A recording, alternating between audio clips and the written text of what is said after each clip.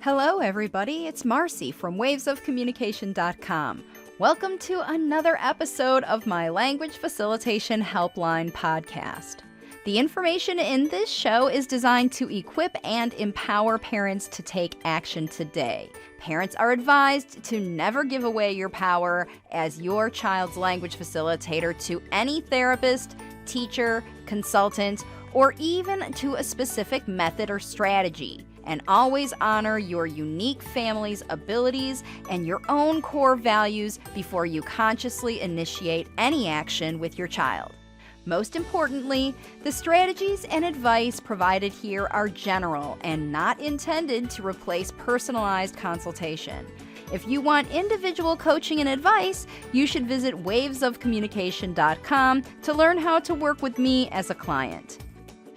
Hi, everybody. It's Marcy from wavesofcommunication.com. And today I'm here with Laura, who has a 3-year-old late talking little girl, and she's over in the UK. And what I'm going to do is ask you, Laura, to go ahead and get started telling us a little bit about your family and how you came to know your child was a late talker and what you've done so far. I know you've been following my strategies for a while and you've read my book, and we've been communicating on Facebook Live, so I think everybody will be interested to know your journey. So why don't you share a little bit about you?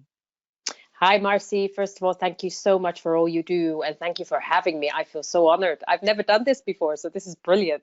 I'm excited. As you said, I've got a 3-year-old daughter, who's a late talker, and the way we came about that, knowing that she might be a late talker, was first of all starting with me. I was a late talker, so I didn't talk till I was even later than her, I think, when I said my first words. And so we just thought it could be like a hereditary thing. But the reason why, how we came across this was, she got to the age of, I think, 1.5, and we weren't hearing words, but before that, up until the age that she was, I think, 7-8 months, we would hear her use and those sounds, and even get to the point where she nearly would even try to say mama, and then sadly, what I think it all started as well that affected her was a little bit of trauma, because when she was 9 months old, I was admitted into hospital, and I was there for about 10 days or 11 days, and she didn't see me for 9 days. So and it was really tough for me and as well for her, because before then we were constantly together. So having that detachment, I feel that it had a bigger effect on her. In fact, before I ended up going into hospital, family were saying, oh, she's making sounds. She's, this child looks like she's going to be talking way earlier than you did. So wow, she's making sounds. She's so bright. She's so smart. And then when I came back home and for recovery, we've realized that she started to hold back a bit more. So we didn't hear the sounds like before. She'd make sounds with, whenever she wanted to get attention or babble a bit, but, it became less. And she was more of a active child than she was a talker. By the time we got to nearly the age of 2, I thought maybe we should take her to a speech therapist. So we did. We self-referred, and we didn't get to see first consultation, I think, must have been about 5 months later. She did some work with her where she would try and, do activities, and Ariella would follow, like just with puzzles and showing her things. And then she said, okay, what we might be starting to do with her is something called PECS. So picture exchange communication. Before we started with the PECS, however, she'd go on a slide, she'd say we on the slide. And if she did something, and I jokingly say sorry to your grandmother, she used to say sorry. But then we started with the PECS here with us at home. Although I was trying to use them, I still had my doubts. One thing I didn't like about it, she'd just give me photos. And, and then she stopped saying anything. I started to notice that no sounds. She'd even go on the slides, not a we on the slide. Everything just stopped, She wasn't talking at all. completely stopped. And Really? I found that really strange, because I then said to my mother, I think these things are making her lazy. I think they're making her think, because they are smart. Late talking kids are, smart. I've come across so many since I've started, with you and watching you and listening. Um, and they know how to do, they know what to do, they know how to get you not to talk. I've seen that.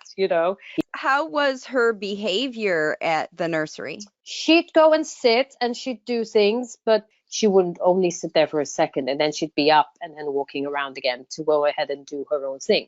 And so was the school frustrated by that? And Yeah, that's what they were because telling you? with that, and also saying that she wasn't interacting with the children, that she'd walk away.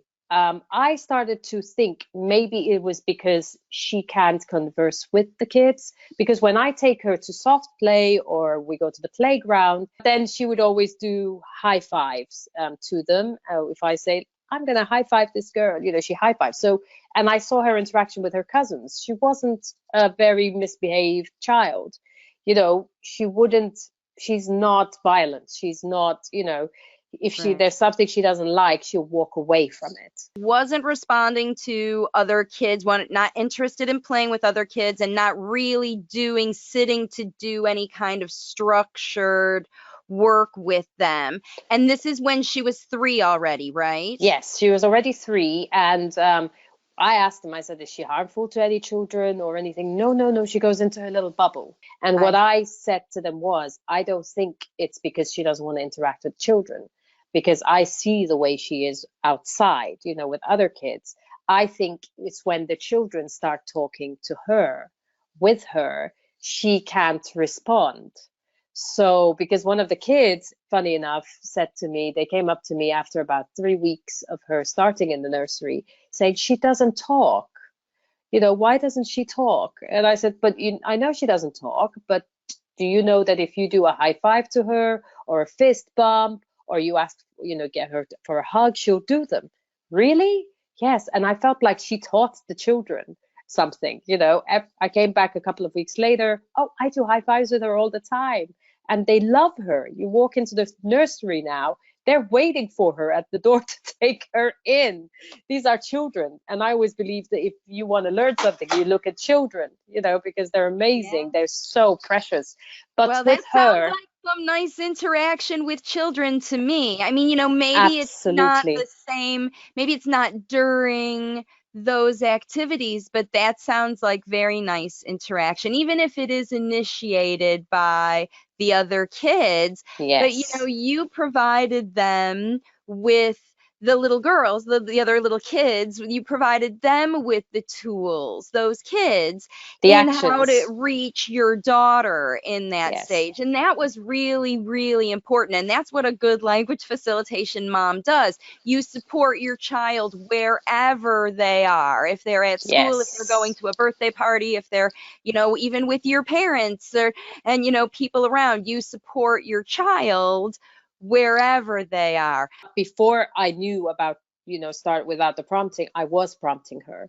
And they used to say to me, oh, if she wants something to eat, you don't give it to her until she asks for it or says the word.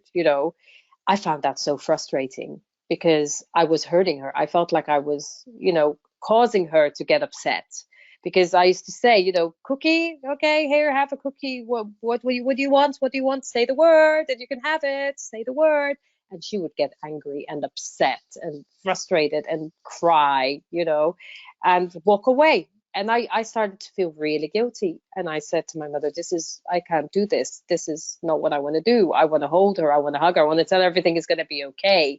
There must be a different way. It got to the point we weren't getting anywhere. She wasn't saying anything. She was getting frustrated.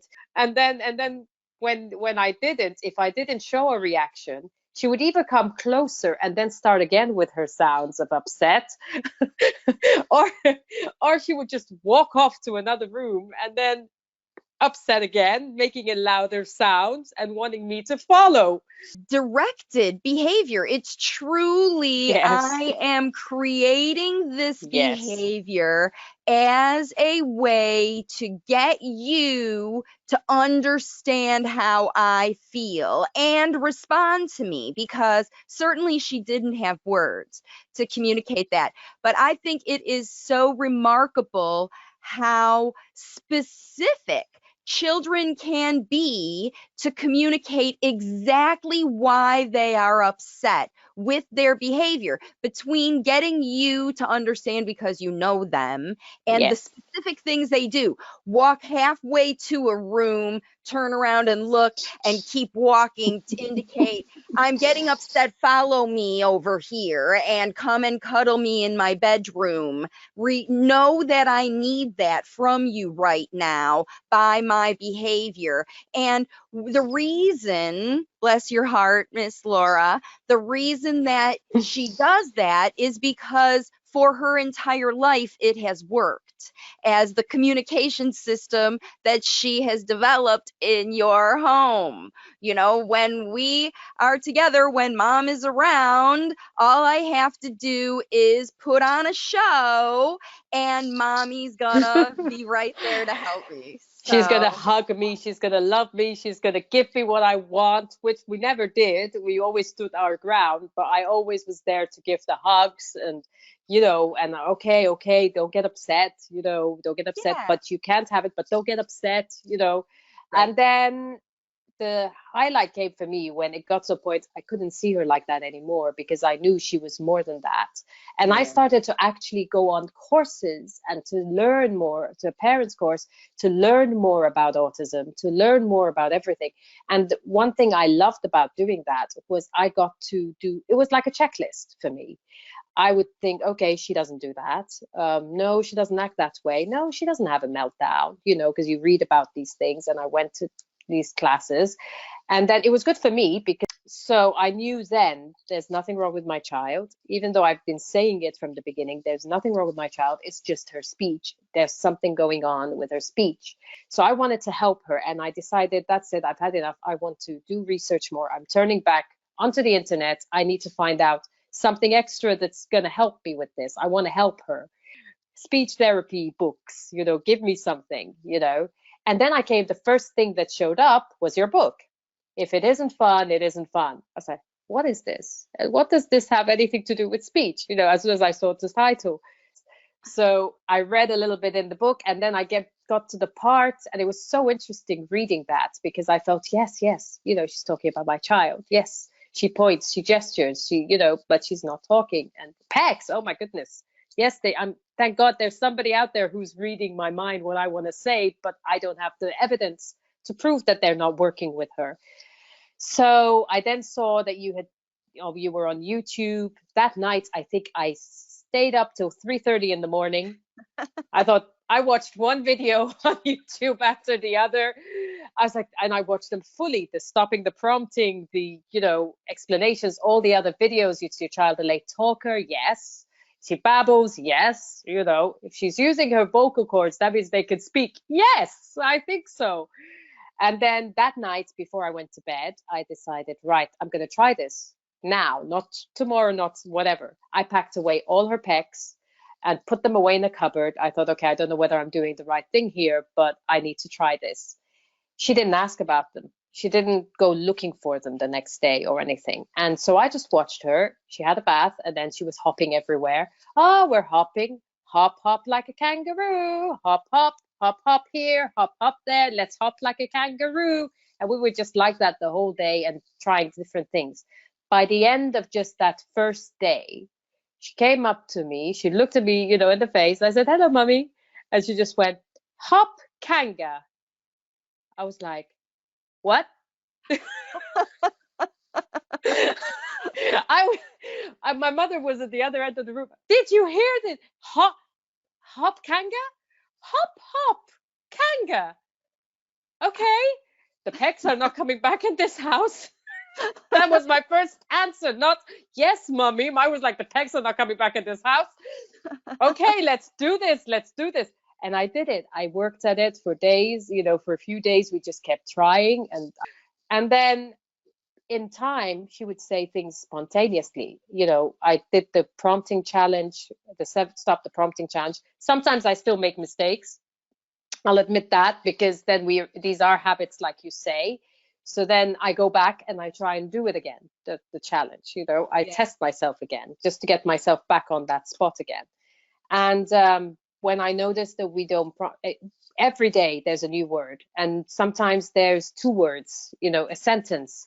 And like I said to you earlier today, before this interview, I was trying to get her dressed for school today, and come on, let's put your tights on, and she just went, no need now. you know I love it. I love it. I laugh, but it's like when she spontaneously comes out with things. I'm like, okay, no need now. I give you 5 minutes and I'll be back. That's just for me to go away. Did you hear that? She said, no need now. So words are there. The words are coming. She's still not talking in school.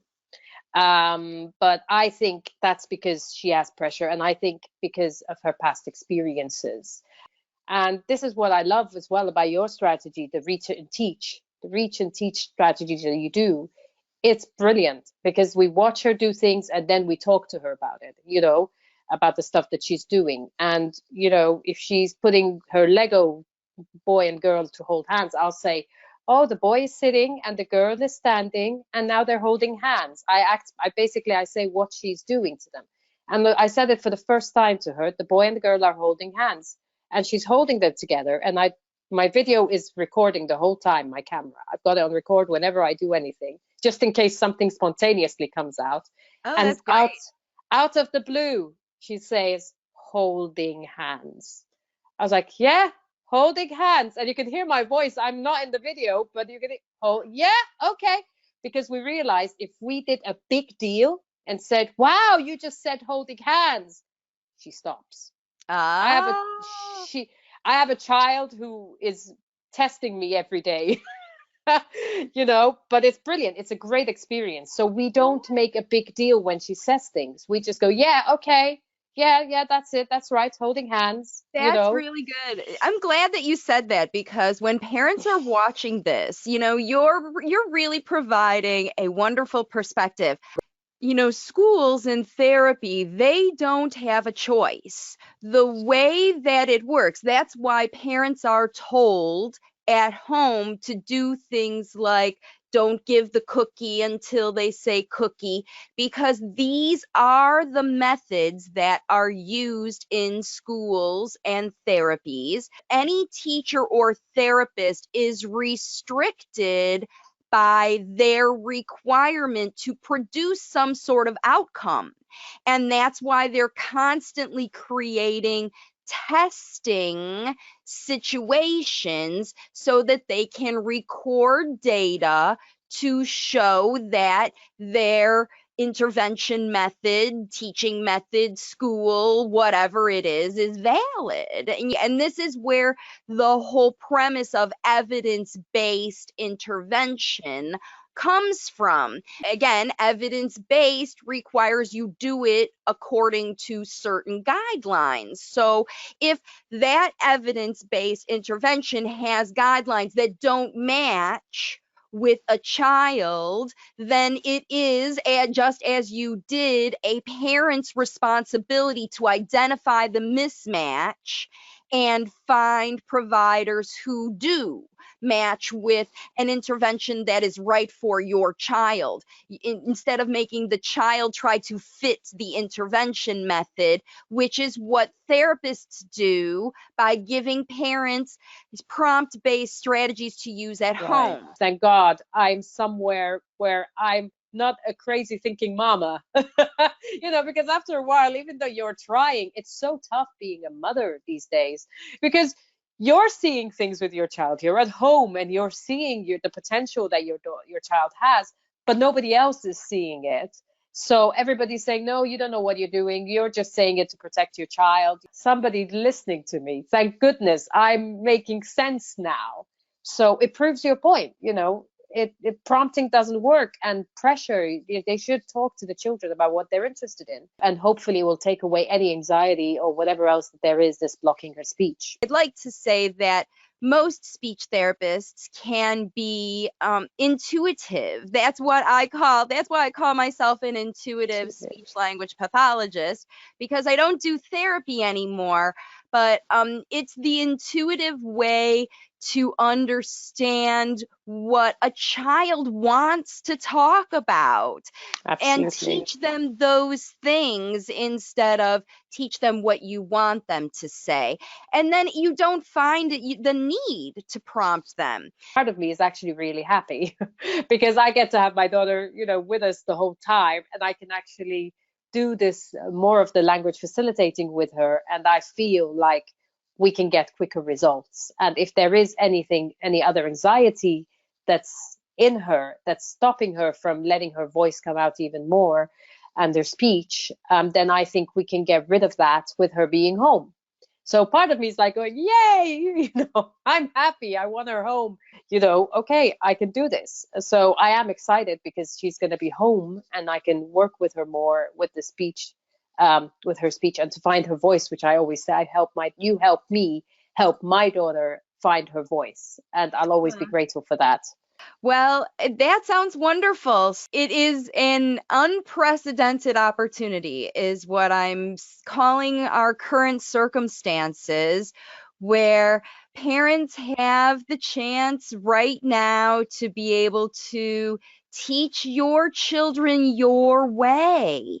And the resources that I have on my platform, I couldn't be more pleased that it exists right now when parents really need it. So the YouTube channel is there and the book is there. And then very recently you have enrolled in my Language Facilitation Basics Independent Study course to get the full experience of training. Can you tell everybody a little bit about what that course provides that's different from the book and the free resources? Absolutely. I mean, at first, when you mentioned to me about the online course, I thought, what could be different?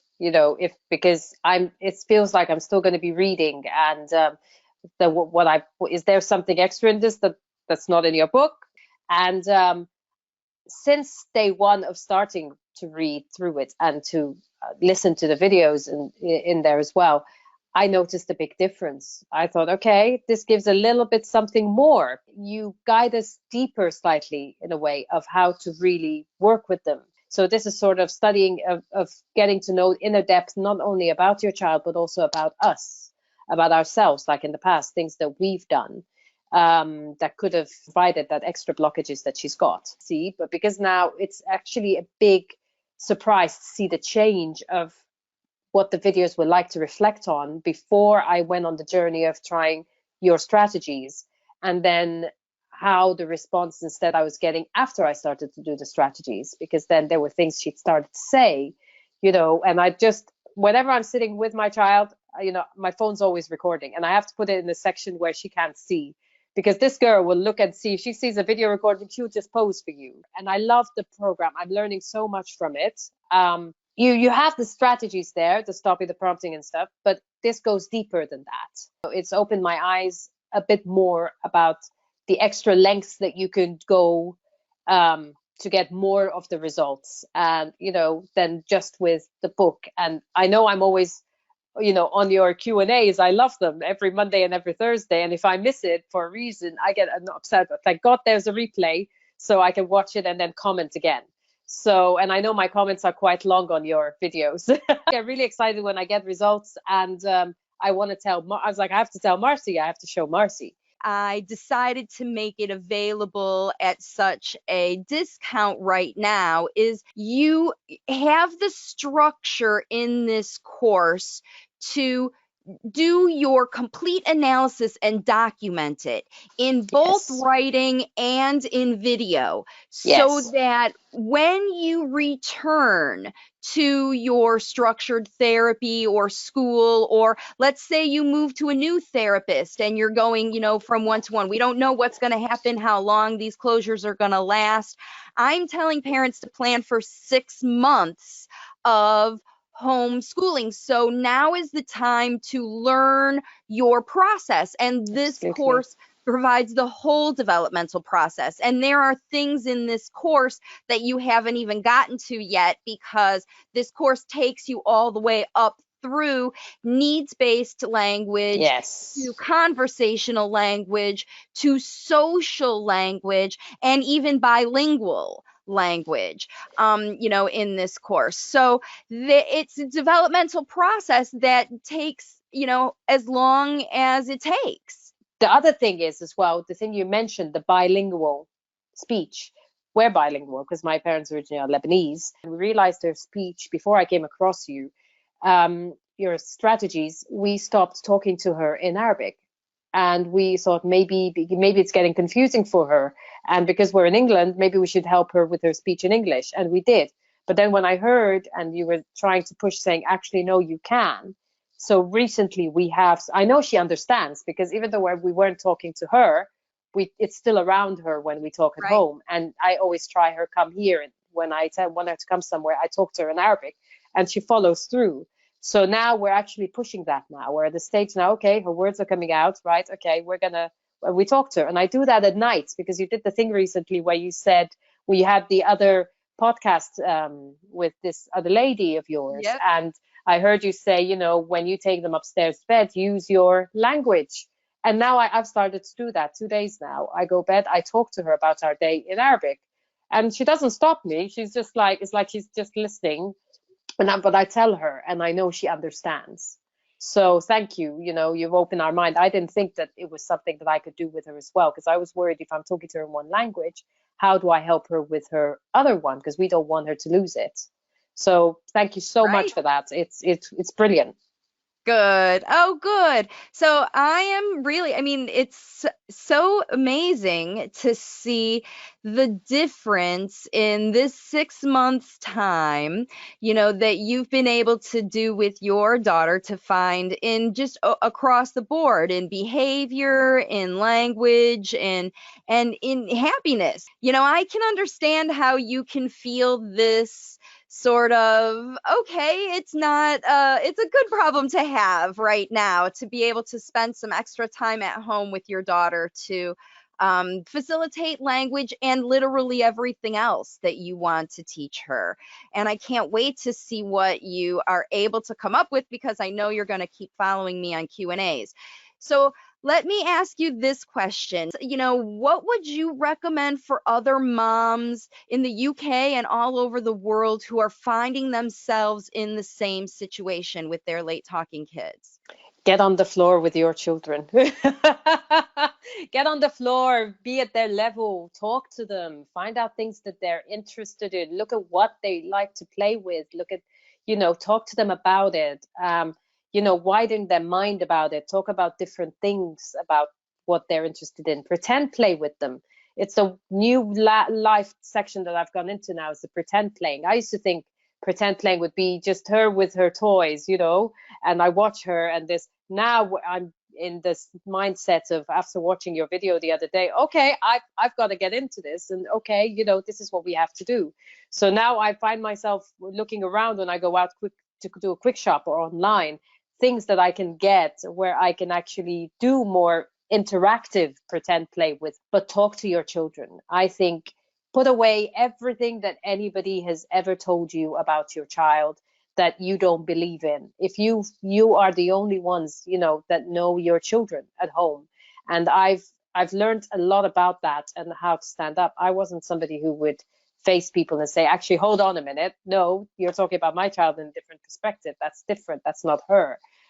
I do that now. If I believe, because I see her 24 hours, sit with your children, get to know them more, Don't be afraid about that. And don't be afraid of the spontaneous stuff they'll come out with. You welcome that. And it's fun. Actually, I'm loving getting to know her and hearing more her saying words even more and expressing at times. Right. And respect that space for them. If they will tell you when they want a space. Oh my goodness. They will tell you. They won't be upset about it, but they'll just be like, it's my time type of thing. And you'll know when, and respect that, but watch them. So it's brilliant. Just interact with them and just believe in your child. There's a lot they have in their mind that they want to say. They can't say it. It's blockage. They are smart. I'm learning that about her. I'm learning from her. We started together to bake. We want to make a cake. Come on, let's make a cake. And she understands that, and she bakes, and she makes breakfast, her own omelet. You want to mix the omelet? It took us a while to actually get her to put the omelet into the pan because she just liked the mixing. No, but we have to cook it, we have to cook it. But now she agrees. Now she accepts that. Okay, because I have a bowl, she has a bowl, I do mine and hers. I put mine in the pan, cook it. Oh, look, mommy's omelet's cooked. Now it's time to cook your omelet. And she'll do it. Now she lets us do it. So do that. Get them involved. The laundry. They love it. They love it. In 6 months, you'll have a little homemaker. You'll have someone who loves to do laundry. I believe in it. I love that. Thank you. She's a happy child. I get that from a lot of people say she's such a happy girl. And I go, yeah. You let her do everything. No, we don't let her get away with things. But, we play with her and we explain things to her now. It's very different. I know that there's a lot more that's going to surprise me. I love the spontaneous speech from her. And my mother's worried because she's worried that she's going to be like me, where once she speaks, where my mother says doesn't know if she's going to wish that she's not speaking. She's going to be a chatterbox because there's a lot up here that needs to be said and she wants to say. So, but please don't give up, the parents out there. Just do this because I think it will build that bond even more stronger, because they trust you. You're their parents. That's all I can say is kids are amazing. And you've helped us be more empowered. You've helped me help her find her voice. And it's just amazing. And I can't wait for what the next few months are going to bring. Thank you. Me too. All right. Thank you again so much for sharing your story and your language facilitation journey over the past 6 months. For parents who are just getting started, I know that it is going to be very inspirational, and everybody can know that I'm just going to still be here. I'm, just like I have been for 2 years, I'm going to keep doing it as long as necessary because it is my mission to help as many parents as possible find that solution like you did. So thanks again for joining me. And thank you so much, Marcy. Thank you. Thanks for listening in today. Please share this podcast episode with anybody you think can benefit. And remember, there are tons of resources across my Waves of Communication platform to help you get started today on your language facilitation journey. There's more than 200 free videos on YouTube, a daily blog in my group on Facebook, my book, If It Isn't Fun, It Isn't Fun. Teach Your Child to Talk Faster Than Speech Therapy is available on Amazon and Audible, and my coaching programs. And all the details are on my website at wavesofcommunication.com. Of course, I'll be back next week with more information and strategies to help you continue on your language facilitation journey. Bye for now.